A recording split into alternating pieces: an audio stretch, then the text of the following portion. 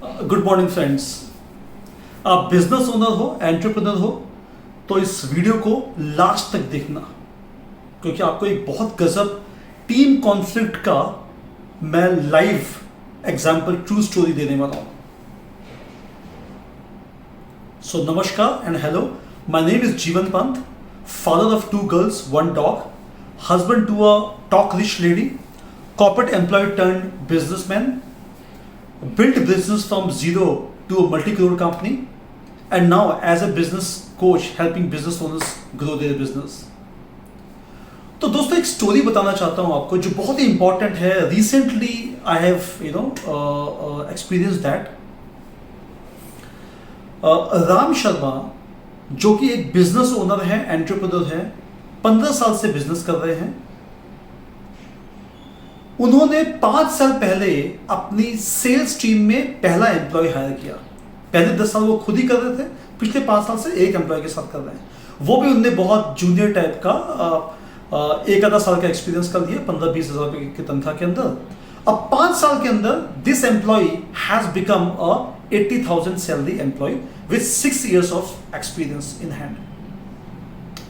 Now a time comes जहां पे राम शर्मा को लगता है कि भाई मैं अब अपनी टीम का एक्सपेंशन कर सकता हूं, मेरा ऑपरेशंस या सर्विस डिलीवरी सब सेट हो चुका है, सपोर्ट टीम भी है, 40-50 बंदों की टीम भी बन चुकी है, एम्प्लॉयज भी हो चुके हैं।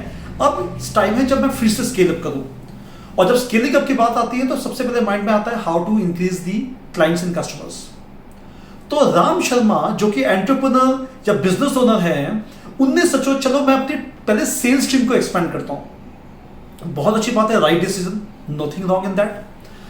He brought a girl with around 5 years of experience at the salary of 70,000 rupees और सेल्स डिपार्टमेंट में उसको ले आए।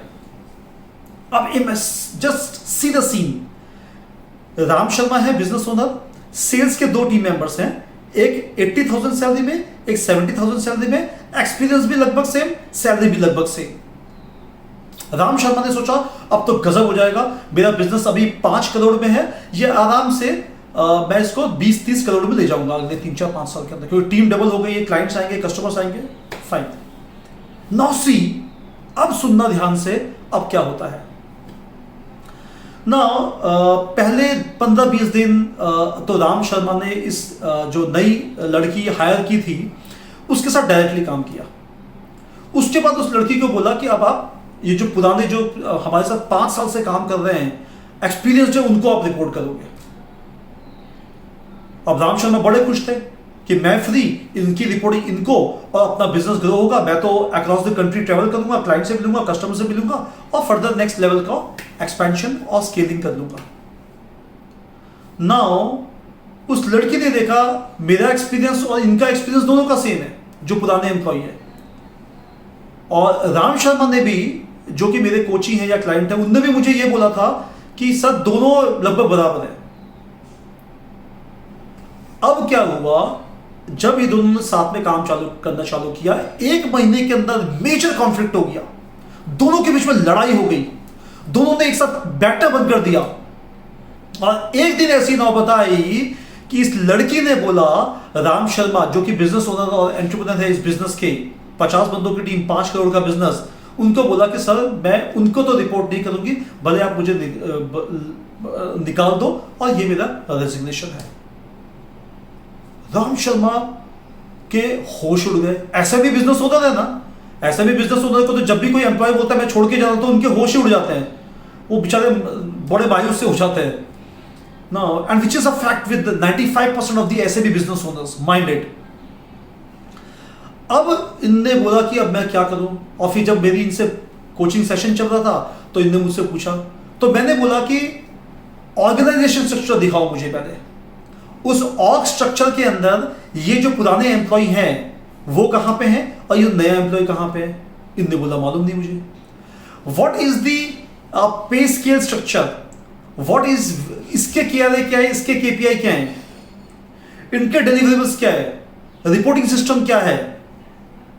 राम शर्मा जो कि बिजनेस ओनर है, एसएमई बिजनेस ओनर, एंटरप्रेन्योर, ने बोला कि सर मुझे तो ऐसा तो कुछ सोचा ही नहीं।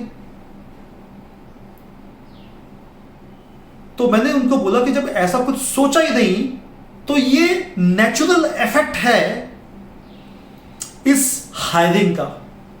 there is no fault, there is nothing wrong in this employee who is there in the system from last 5 years and this new girl who has joined just now. There is nothing wrong in that. But then हमारे पास कोई भी ऐसा reporting structure, deliverables, KRA, KPI, reporting structure, कुछ भी clarity नहीं है.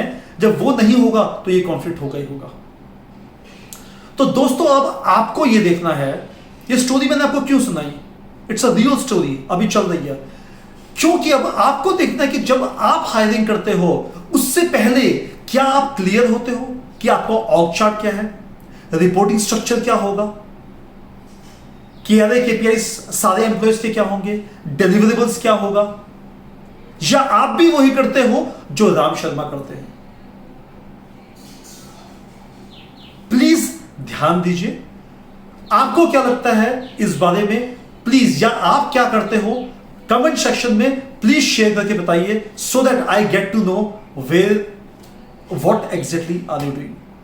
I'll be very thankful and I'll be glad to know what you generally do when you hire a new resource. Thank you. All the best. Bye.